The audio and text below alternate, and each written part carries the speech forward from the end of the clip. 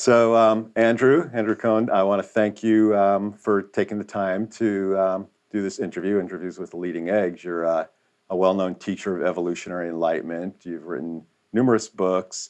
You used to be the publisher of EnlightenNext magazine and the former spiritual leader guru for a community known as EnlightenNext, Fox Hollow.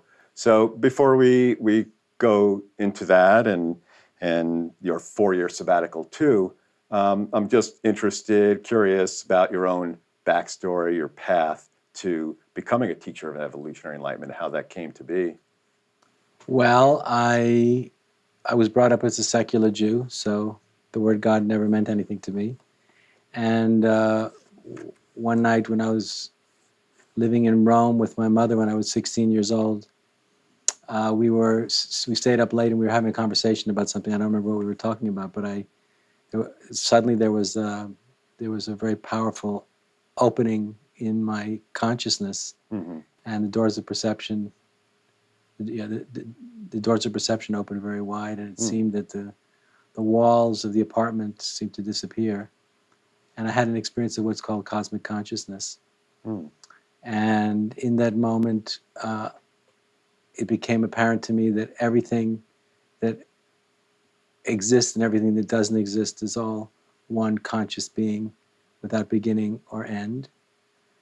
The nature of this being was a kind of impersonal absolute love that in that moment I was experiencing it. It was physically crushing, it was overwhelming. And I experienced the kind of awe that I'd never known before. And I was in a state of awe and wonder at the miraculous nature of what was revealing itself to me. And I'd never been so touched by anything in my life. Yeah, and this is at the age of 16. Yeah. And I didn't know what it meant. I didn't know what it was, but I knew that what was happening and what I was experiencing was more real than anything else I'd ever known. So that was my first spiritual initiation. And I would wanted to become a jazz drummer, so I pursued my interests, but I had doubts about whether I had enough talent, whether I was really good enough to succeed. And simultaneously, this experience was haunting me quite a bit, because when I had this experience, at the end of this experience, it sounds a little strange, but there was a message: was if you surrender your life to me and me alone, you have nothing to fear. So there was a sense of being called. And so when I was 22, I decided to give up my dreams of becoming a musician and became a full-time seeker. And I started reading spiritual books about Buddhism and yoga and things, and took initiation from an Indian teacher, and I learned how to meditate. I was studying martial arts. And I made up my mind that I was going to become an enlightened person. And it was the only thing in my life that I'd ever have confidence that I could actually do. And the reason for that was because the experience I had when I was a young man was so powerful that when I was reading about the experiences that these spiritual masters were describing in the books I was reading, I knew what they were talking about. I knew that it was real because I had experienced it myself. And I knew somehow I was going to find my way, I was going to succeed. And so I eventually went to India when I was 27. And 4 years later, I met my guru. And I spent 3 weeks in his company. And I asked him the most important questions that I had about the nature of existence and the ultimate nature of reality. He answered all my questions. He told me when I left his company, I spent 3 weeks with him, that something very big was going to happen. And when I left him, I underwent a kind of a metaphysical process, a powerful kind of an explosive metaphysical ordeal, where I felt like I was being consumed by a presence that felt like love, but it was a kind of love that was so intense that it was, the intensity of the feeling experience was challenging to endure, but the nature and the quality of this thing that was happening to me was, I knew that the nature, I was being pulled into, it seemed like a vortex that was infinite. And my ordinary sense of myself as being a limited individual who exists in a particular body, in a particular mind, in a particular place, was suddenly being consumed by a presence and a consciousness that seemed infinite. And it was literally like I could literally feel myself being consumed. And I knew in that moment that everything that I'd ever wanted, since I made up my mind that I wanted to be free, was actually happening to me. And I was both ecstatic and actually quite terrified because it was so overwhelming and so completely terrifying. And in the midst of this experience, I suddenly had access to a kind of wisdom and a kind of knowledge that I hadn't known before and that I hadn't even earned. It was suddenly mine. It seemed it was the gift of the grace of my own teacher that gave me access to this wisdom. And so I would just start speaking to people about what had happened to me and what was happening to me in the process I was going through. And as I was doing this, people seemed to be consumed or drawn into the very state of consciousness I was in. That was really the beginning. And then I just started, the teaching just started happening. I didn't really decide to do it. It just started happening through me. And people started responding with great Great interest. Yeah. with great interest, with great awe, with great Yeah. gratitude. And that was the beginning, and that was in 1986. Yeah. And the concept of evolutionary enlightenment, was that something you were teaching right from the beginning? No. That I've always been very philosophically oriented in my thinking. I always want to know why. And I tended not to take things at face value. I'd always question and think about what I was hearing. So the issue of the whole point of the evolutionary enlightenment really came into that. I've been teaching for 30 years. So there was a slow developmental process in my thinking that took at least 15 years to get to the point where I put enlightenment in the context of evolution. That took a long time. Yeah. So since we're talking about this phrase, how do you define evolutionary enlightenment? Well, evolutionary enlightenment takes the traditional Eastern notion of metaphysical enlightenment, the enlightenment of the Buddha, into the context of the Western science's discovery of evolution. So the evolutionary process started when the universe was created 14 billion years ago. As far as we know, before the creative process was initiated, there was no thing whatsoever. There was no time, and there was no space, and there was no form. Nothing existed. And then this creative process was catalyzed, and from out of nothing came energy and matter, which after about 10 billion years gave rise to life, which eventually gave rise to the emergence of mind. And so when we from the vantage point of where we are now, we look back to the beginning of time, the beginning of the creative process, we see there's something happening here. Energy and matter gave rise to life, which gave rise to mind. We realize there's a developmental progression of emergent becoming. The universe is giving rise to greater complexity. And what's very important for us, and what's most interesting, is that this creative process has given rise to consciousness or interiority or knowing. So this capacity for consciousness and this capacity for knowing that the creative process gave rise to and is giving rise to, as far as we know, has reached its apex in human beings. And it's only in conscious human beings that this creative process gains the capacity to bear witness to itself, or to awaken to itself, or to know itself, or to see itself. And that's because human beings have complex cognition and complex consciousness, and specifically we have the capacity to know that we know, or to be aware of awareness. For a highly evolved sentient being that has the capacity to bear witness to consciousness, or to know that you know, that capacity makes it possible for us to bear witness to the creative process as a whole, to be conscious of it. So when we realize that the energy intelligence that created the universe and is creating the universe gains the capacity to bear witness to itself and cognize itself in and through us as human beings, we in that recognition we gain a cosmocentric appreciation for the meaning and its significance of our own existence here in this world. Mm-hmm.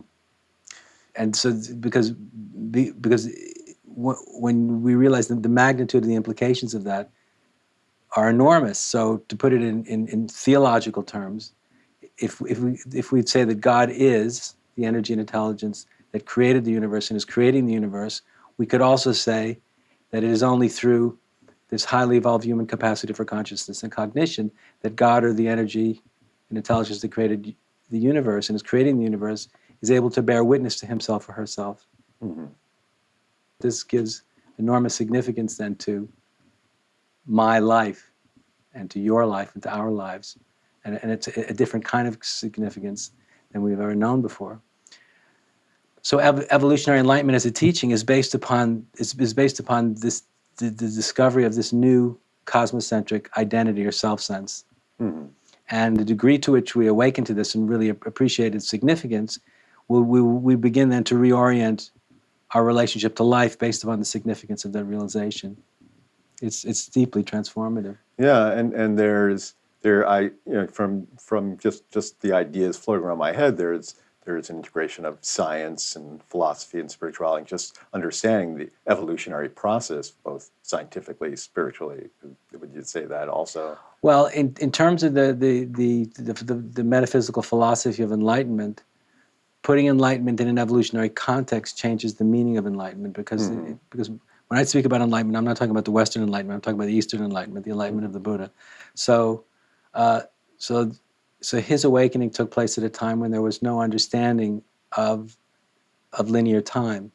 Time was understood to be cyclical or circular or cyclical, which meant that the time where these kalpas, or these long periods where there was always a predictable outcome.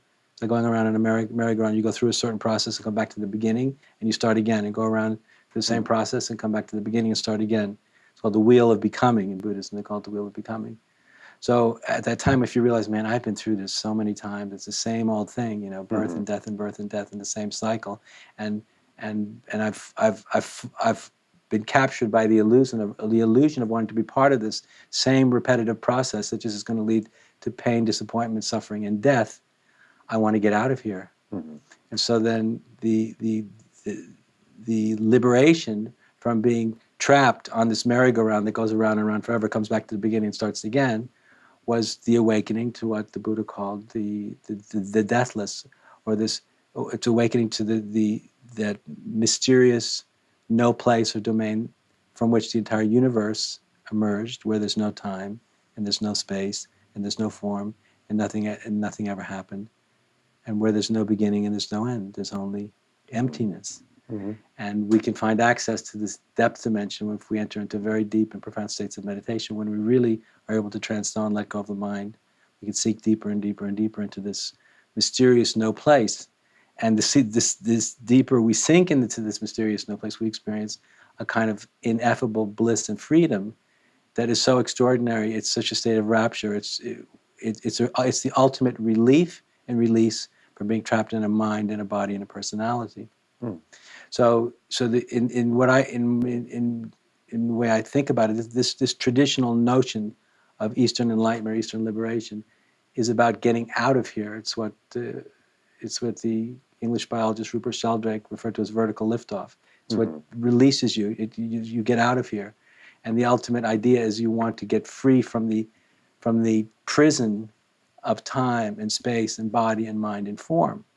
That's the promise. If you become fully enlightened, you'll never have to return back to Earth. You'll never have to return back to having a body. You'll be free from all of this. But in evolutionary enlightenment, we come to a very different conclusion, because we say, well, the energy and intelligence that created the universe took about 14 billion years to create a conscious, sentient life form with enough complex consciousness where he or she could begin to cognize the entire creative process. As we cognize the entire creative process, we realize that that God, or the energy and intelligence that created the universe, can only take the next step through us, as us. This body, this mind, these hands are not Andrew Cohen's body, mind, and hand, but they are the energy and intelligences, and the energy and intelligence that created the universe's hands, awakening to itself through the body, mind, personality of Andrew Cohen. But Andrew Cohen is just a vehicle. He's really just a partial, temporary appearance here. And who's really pulling the levers is this great cosmic, you could call it this great cosmic ambition, this desire to exist, because the energy, the experience of the energy and intelligence that created the universe is a drive to exist. It's an impulse towards existence. It's a wanting to exist. I want to be here, and I want to create the future. And human beings can actually tangibly experience that as the creative drive, the creative drive to give rise to greater complexity in whatever we happen to do. If we're in science, in art, in music, or in spirituality, there's a drive, there's a creative drive that's driving the human race.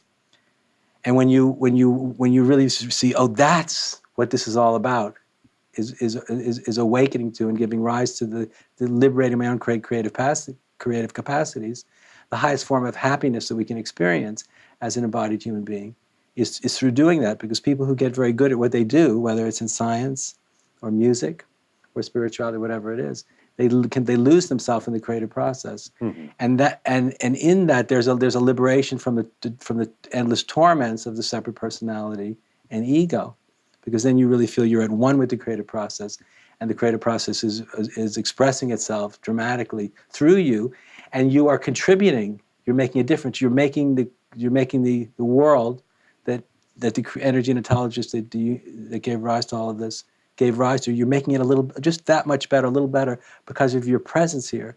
So in evolutionary enlightenment, we discover an absolute sense of purpose. And then it means something to exist, and we have a reason to be here. We have an absolute reason to be here that makes complete and perfect sense out of why am I here. And so the big problem is people don't know why they exist, and especially for us, for those of us who are postmodern, and we're very privileged, and we're very educated, and we're very fortunate, but most of us suffer from a deep existential lack of knowing, well, why am I really here, and why is this happening? Because we know so many people who have everything are not happy. Because you can have everything and know everything and still be lost.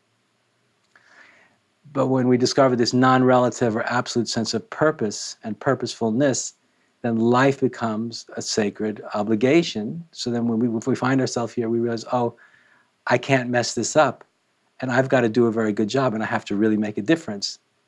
It's my, as the energy and intelligence that created the universe, who's waking up to him or herself through the body, mind form of myself or yourself, there's a sense of an obligation to do God's work.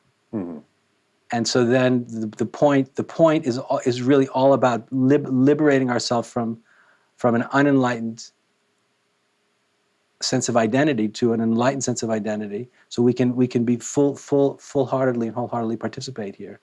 And so it's like being liberated into life.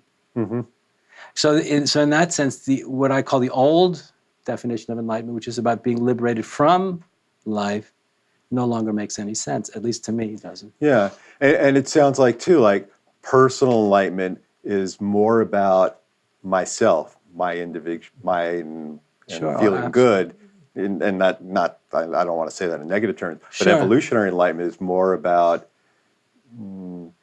resonating with the universal, the creative impulse of the universe, or the evolutionary impulse. It's focused very much on that.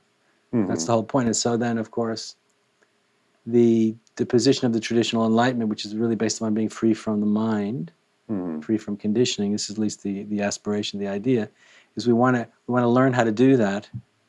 We want to learn how to develop those capacities, but not merely for our own metaphysical and emotional and psychological relief, but so we can be better actors here in the world. So so as you say, this that what I was saying too, the evolutionary impulse is a creative impulse, and that we're saying the universe itself is a creative universe, and it's one process. It's all one creative process. Yeah. And if you realize it's basically the awakening to evolution is realizing that you're part of a process that's going somewhere. And And so then the next step is I'm part of a process that's going somewhere, and I can either be dragged along in the wake of this and just struggle and survive the best I can, Mm-hmm. or I can actually I can actually want to be very much part of the very leading edge of this thing. So I can in our own small but hopefully not completely insignificant way, we can help to co-author the universe project. Mm-hmm. We can help to be co-authors with God, with the energy and intelligence that created the universe, of where all this is going. Yeah, and that reminds me of two quotes. One from Ken Wilber, who said that evolution is spirit in action, Right. and the other from the former Catholic priest Matthew Fox, who said that the first sign of spirit is courage. So, in a way, awakening to the evolutionary impulse is a courageous act. Well, I wouldn't say that awakening to it takes courage, but I think surrendering to it takes courage. Well, that's Surrendering to good. it, allowing yourself to be taken by it, and committing yourself to the implications, which are demanding. Mm-hmm. Yeah. Because when you awaken to this current or this motion, it challenges one. It challenges one's. It challenges our previously held conscious and unconscious convictions about who we are, why we're here, and how life is supposed to be lived. Mm-hmm. And so, what can be very frightening is when we're being spiritually compelled in one direction, but our habit is going into another. It creates quite an existential challenge. Yeah. And so you, over the years of teaching evolutionary enlightenment, you created a community and also the magazine, EnlightenNext. And I'm just, it was a great magazine. I love the magazine. But originally it was called What is Enlightenment? I'm wondering, was that part of also your own evolution teaching? It was completely about my own evolution, because because I was always a questioner and an inquirer. I wanted to know why. So I'd picked up a lot of very traditional ideas, and then when I became a teacher overnight, and then I started teaching, and I came to the West, I just was feeling something. Some of the stuff just doesn't make sense. What does that enlightenment even mean when you come to go out of a traditional context and go into a postmodern context? And so I had so many questions, and so what I did is I made these questions into a the energy behind asking the questions became the magazine. And then with a small group of my students, we would sit around together and inquire and come up with questions and work on them, and then start doing interviews. But the questions led to intriguing answers, which also, as a teacher, I was developing this whole idea of enlightenment not only being a subjective interior experience of a unique individual, as what I'd always thought it was. It was an inner experience of one unique individual. I thought, well, if this state of consciousness, of this state of unity consciousness, could become the foundation, the shared foundation between two individuals or more, then the context of relationship or relatedness could be infinity. Mm-hmm. And so that became the next phase of the teaching, was about looking at what could happen, and how our shared culture, the experience of our shared cultural experience of relatedness, could change if we could bring this interior experience and make it, instead of being subjective, make it intersubjective. And then the next step is when we realize that this intersubjective infinite ground, which is enlightened awareness, was actually part of this process, is actually going somewhere. Mm-hmm. That was the third unfolding of all that. And so when that becomes the ground, the intersubjective ground that you're actually sharing with another human being, it changes the context of relationship entirely, and in the most extraordinary ways. Yeah. And so there's a term, evolutionary. One of your former students, Carter Phipps, wrote a book, Evolutionaries. And would you define evolutionary as someone who awakens to the evolutionary impulse? Yes, to some degree, an evolutionary is someone who really gets evolution, who's had an awakening. It's not just an intellectual understanding, but an awakening to the fact that we are all part and parcel of a process that had a beginning in time, or began with the emergence of time, that's going somewhere and is becoming more and more of itself. That is it's becoming more complex. It's complexifying. That the process is going somewhere, and going somewhere means it's complexifying. So it's giving rise to greater and greater potentials that didn't exist before, which makes it so thrilling and miraculous and so unbelievably exciting, because then you realize you're part of the ultimate adventure. And so an evolutionary, at least in the way I would define it, is someone who knows that at the deepest level of their being. It's a kind of awakening. Yeah. Because when you wake up to that, it changes the way you see everything. And I know that and in the book, The Evolutionaries, he profiled a lot of different people who were in all different facets of life, and it reminded me of the term that Barbara Marx Hubbard would use of vocational arousal. So in a way, that's Barbara has had this awakening long before any of us did. Yeah. So it's something where you just feel that impulse, and and where you are in the world is just vocational arousal, or you just.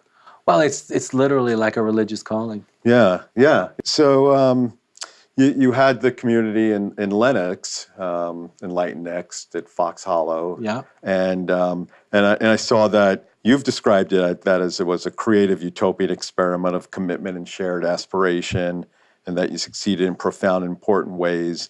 And for a period of time, we were at the very leading edge of spiritual endeavor in the world.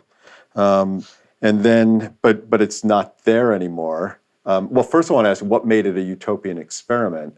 Well, because the creative impulse, the evolutionary impulse, is the experience of the promise of utopia. So I have to explain this.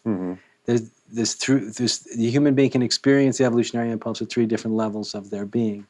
So the first level is the easiest one, which is the biological level. So we can experience the evolutionary impulse as the sexual impulse, the procreative impulse. So what is because then that's the energy. We can experience the vibration and the pulsation of the energy and intelligence that created the universe when we experience the sexual impulse. What does the sexual impulse feel like? It feels like ecstasy and urgency, ecstatic urgency. And it's ecstatic urgency which says, if you follow this ecstatically urgent impulse, you will experience utopia.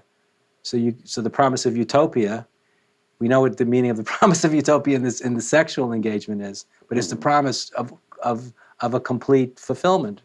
But so that's at the biological level.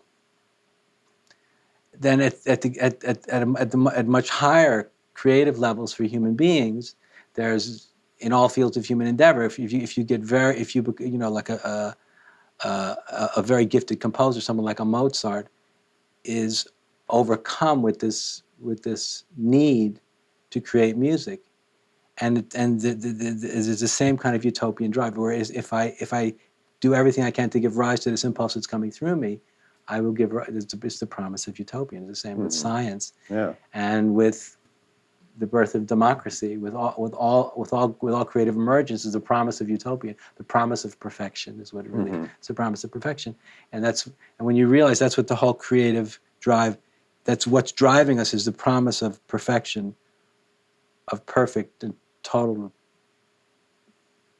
Yeah.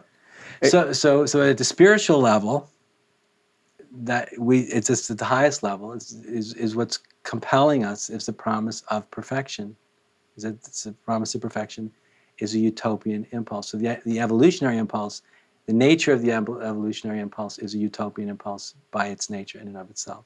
So throughout history, prophets and spiritual leaders who have gathered communities around them, these communities would, especially if they were radical experiments, people usually give up the lives they were leading in order to follow the realizer who was promising a higher calling.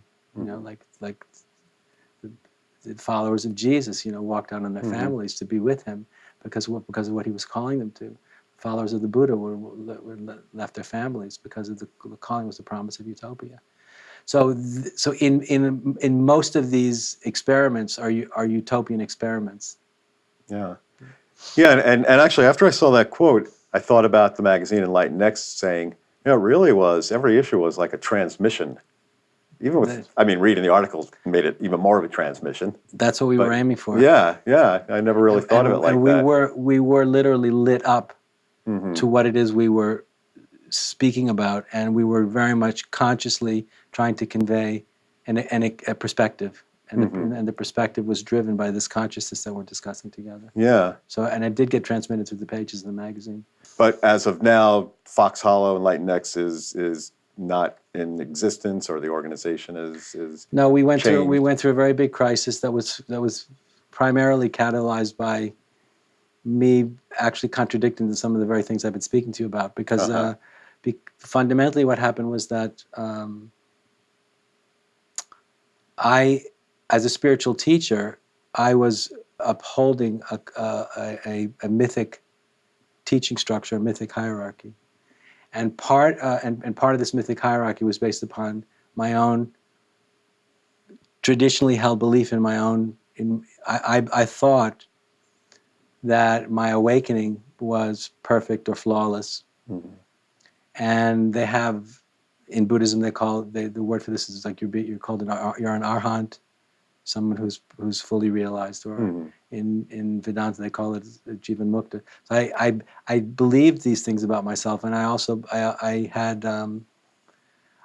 in my community I had absolute power and absolute authority. So at a certain point, after like 20 years, 25 years, some of my students who'd grown up with me were adults who needed to be liberated from the obligations in the traditional guru model.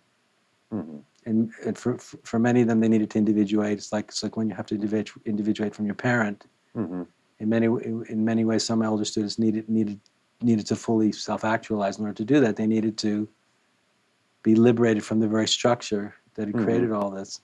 And at the time, I didn't have the eyes to see this, that there were very logical developmental needs they had, and I perceived their need for growth as a threat to the structure that we all created together.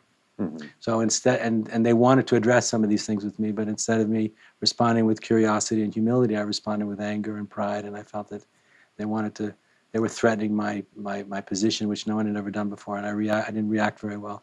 It's a very complex story. There's a lot of parts to it, but fundamentally, this was the reason which led to me agreeing to take some time off so I could do some period of introspection and spiritual practice to understand what happened. And it really took me about 3 or 4 years. It's taken me a long time to actually come to terms with it and understand what was going on.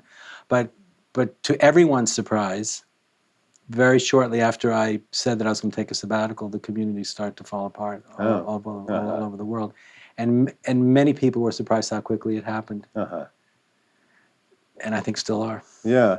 So would you say the model of personal enlightenment, the model of evolutionary enlightenment bumped up against each other? Well, it wasn't the model of personal enlightenment. It has to do because it has to do with the traditional guru model. Because in the traditional guru model, the guru is seen as being perfect and all-knowing, and not really, and not really possible that someone like that could have egoic motives, shadow, or make important mistakes. But postmodernity and integral psychology has taught us everybody has a shadow, nobody's perfect. And that even the great gift of enlightenment and enlightened awareness doesn't protect us from these things. So going through this great ordeal has helped me to face into a lot of this, and I'm still in the process of coming to terms with a lot of it. But it's also taking this experience that was a gift from my guru to me, and taking it out of a mythological context and bring it more into a postmodern one, and hopefully bring it into a postmodern one. And so I'm curious to follow up that question, but before that, I'm also curious, basically it was almost like 4 years of sabbatical journey, whatever It's you want been to call it. What's that been like? It's been the hardest thing I've ever experienced. I was in India.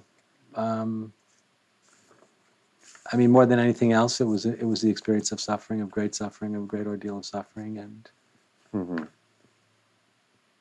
and of realizing I wasn't the person that I thought I was. I wasn't the perfect hero that I thought I was, Mm-hmm. and facing into issues around pride Uh-huh. and also treating some people too harshly, Uh-huh. being unforgiving Uh-huh. in ways. Because when facing my own imperfection, I realized that I had made it hard for some of my students, Yeah. Yeah. and I hadn't known that before. Yeah. So it took a lot of, like I mentioned, courage, but the willingness to look deep and honestly for yourself. Yeah, a lot. I'm Yeah. still in the midst of it, Yeah. but Yeah. I'm very much in a different place than I was Uh-huh. even 2 years ago. Yeah. So the other part where you mentioned that I wanted to ask you about, this, you mentioned postmodern.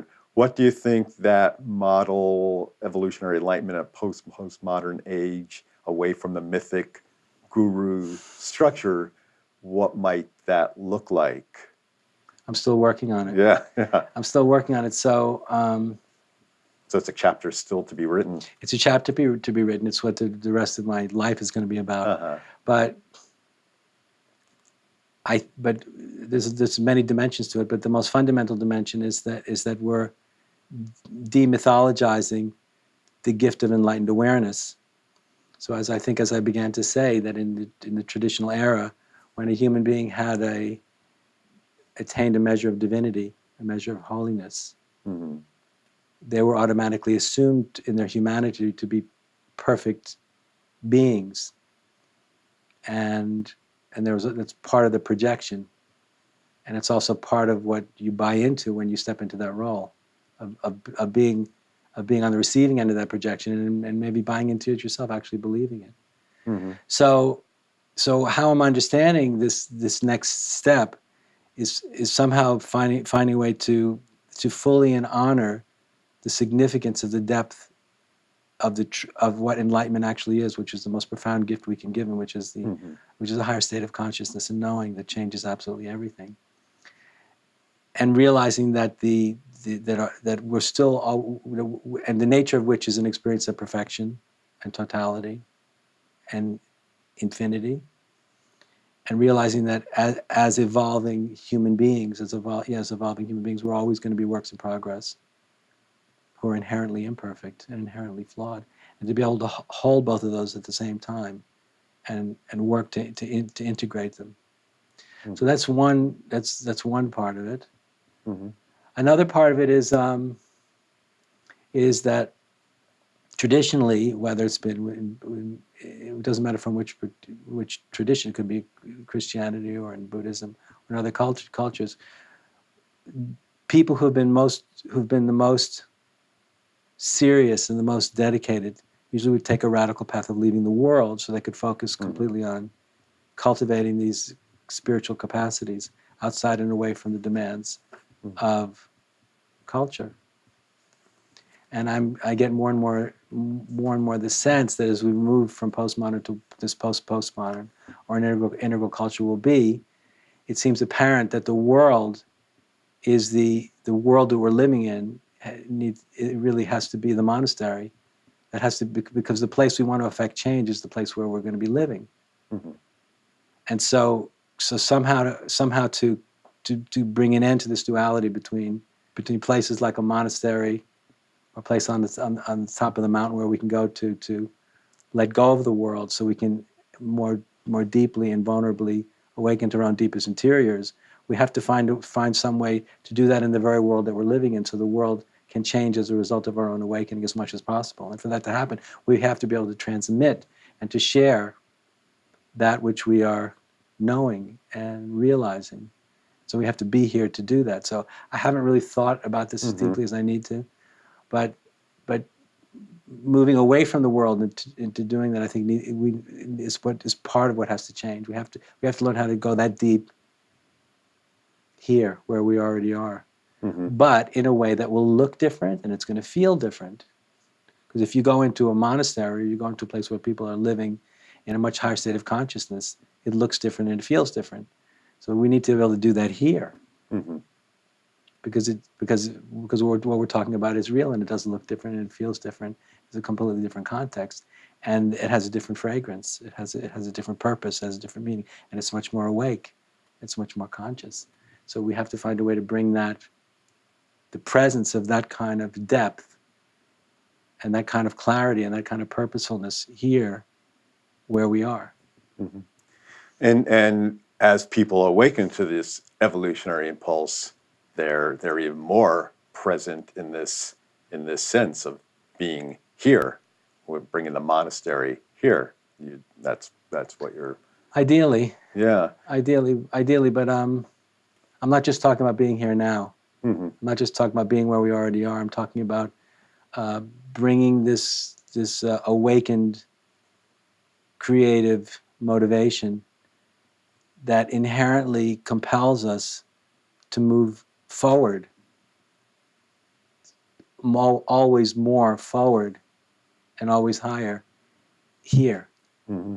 It's not a resting in being. Yeah. It's like being on the edge of living on the edge of a creative potential. Mm-hmm. Because when you're on the very edge of a potential with someone else or with others, everybody's much more awake than they are than if they're not. And the only way I can usually share this idea with people is if you're in the, if we were in a time of war, and this house was being surrounded, and we all had to figure out what we were going to do. So there'd be a level of attention that we would be bringing to each other because it was life and death. Mm-hmm. So ideally, not as for survival, but for the sake of creative potential and the possibility of higher emergence, we were able to bring that level of attention and intensity of attention and care to what it is that we're sharing. It creates a different intersubjective or cultural environment. Uh-huh. So giving rise to that is what I'm very interested in. Yeah. But here, not Uh-huh. there. Yeah. And it sounds like, or not sounds like, but that's what you had in the community of EnlightenNext.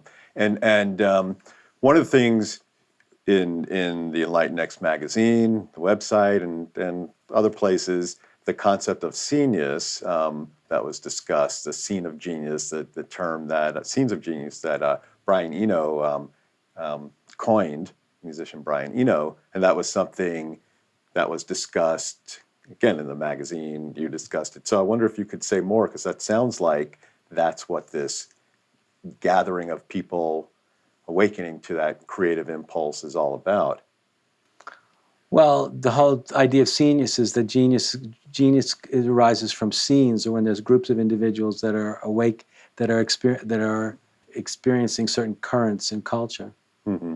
and they usually gather together in salons, like they did in Vienna, in coffee shops, and in particular, and when something's happening, like was happening in the '60s, then when something new starts to emerge, then Mm-hmm.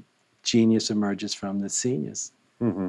And I mean, that's where the utopian impulse is carrying us. And that, I mean, for a while we were doing that, and for a while, and I urgently want to find a way to do it again, but in a different and more Mm-hmm. evolved way. Yeah. Because nothing's more exciting than that, Yeah. than living on the edge of the possible with other people who are really doing it. Yeah. So when you say do it again, do it in an evolved way, how does that differentiate from how you Well, did I before? think there were certain there was a certain rigidity about how I was seeing people, and the structures of the community were very traditional and held. Some people were held back. Some people were very much developed beautifully in that situation. Other people had developmental needs that the way I set things up wasn't able to meet the developmental needs of a lot of people. And as a result, some of them suffered as a result and weren't given the kind of help that they needed. So I'd want to do this in a way that I'd be able to take more people along on the journey and be able to include more people. Yeah. So would you say, I wasn't privy to the interactions and things there then, Yeah. but in helping people, trying to help people awaken to the evolutionary impulse, do you come up against their shadow, the Yes, psychological, everything. and do you feel like you were pushing people more than they could? At certain points, I did, definitely. Yeah, and some people got it and some didn't. Some people got it. Some people really got it. Sometimes groups got it and really didn't, and sometimes other people didn't and suffered a lot as a result. Yeah. I mean, there was a certain period of time when I was pushing very hard Uh-huh. because I felt that that's what I was needed to do to get people to change. Mm-hmm. And some people rose to the occasion. Other people couldn't handle it Yeah. and suffered a great deal. Yeah.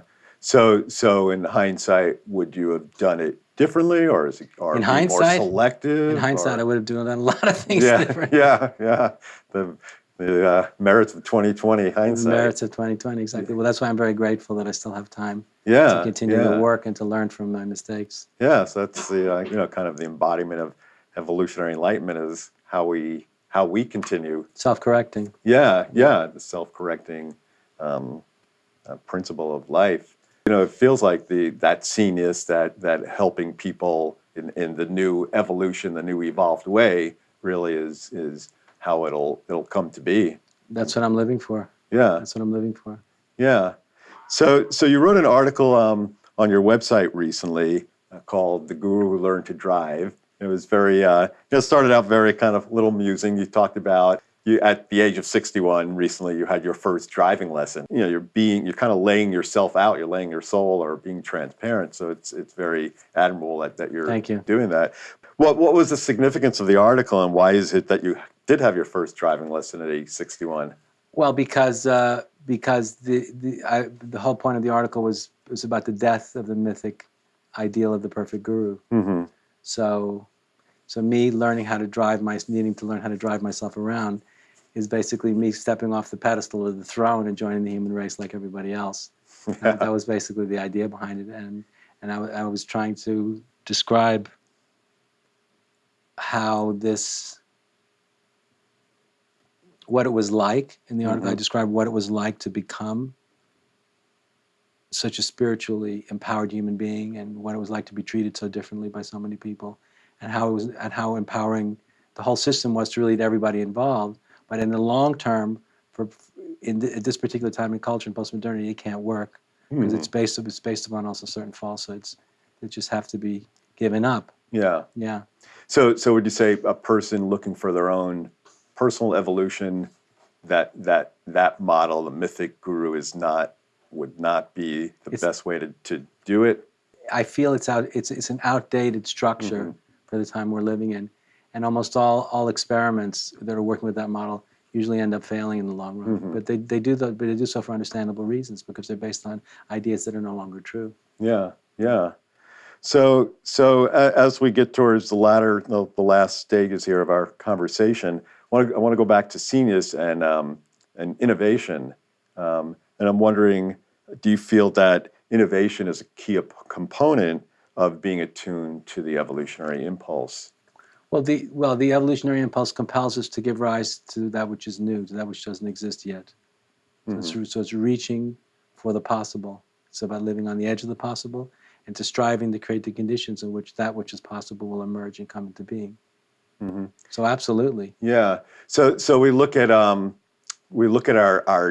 time and space right here in our era 2017, and if we go back 10, 20, 30 years, the level of innovation that has happened, do you think that tells us, is that some sort of showing that innovation, evolutionary impulse is awaking in this larger sense in cultural evolution?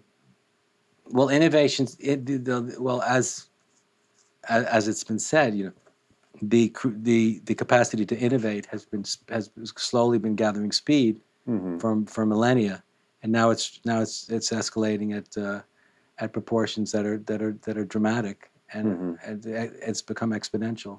So innovation has become exponential. And it's happening at this point so quickly that it's almost impossible for us to even keep up with it. It's gone like this, and now it's on a vertical curve, it seems. And so we're living in a very different time in history because of that, because things are changing so rapidly. I think we're in a time of change where it's very difficult to know how to actually relate to it, because the rate of change for so many reasons is creating an existential sense of radical instability. Even though in many ways our lives are becoming much more convenient, and so many things are so much easier to do, in so many other ways, at an existential and spiritual level, there's a sense of profound sense of disequilibrium. Because you remember in the past, when we had children, we'd have some sense of the world that they were going to be growing up in, Right. and that their children would grow up in. But now, even if we had a child today, we can't even begin to imagine what the world that they'll be living in 50 years from now is like. So we're living in a very different time in history, which creates a lot of existential insecurity, reasonably and understandably, a lot of existential insecurity. Yeah. And going back to Barbara Marx Hubbard again, she has the line that crises are evolutionary drivers. So it seems like, Well, they're evolutionary drivers, but they don't always have happy endings. well, this is true. We don't know. Yeah, yeah. We don't know. Yeah, and that's where, with the help of your teachings, your work, helping for people to have a roadmap and navigating through this complicated world that gets more perplexing at times, and finding that way. The teaching should help people to orient themselves at an existential level. It won't necessarily give them the answers to the practical questions or the practical challenges, but as an existential and metaphysical orientation to this time of greater complexity and speed, it should help them very, very much. Yeah. Because what you want to do, what the teaching makes you want to do, is to get out on the very crest of the wave. You want to be there, Mm-hmm. versus recoiling because it's all too much. Yeah. Yeah, and what would you say an individual can do on a singular level in order to affect positive change and transformation in the world? Well, from my being a spiritual teacher, so from my point of view, it would be to do everything they can to change themselves. Mm-hmm. Yeah, and if there was a world where, some people talk about like a tipping point where when 5 or 10% of the world or society becomes more evolved, awakened to the evolutionary impulse, society changes in a bigger way.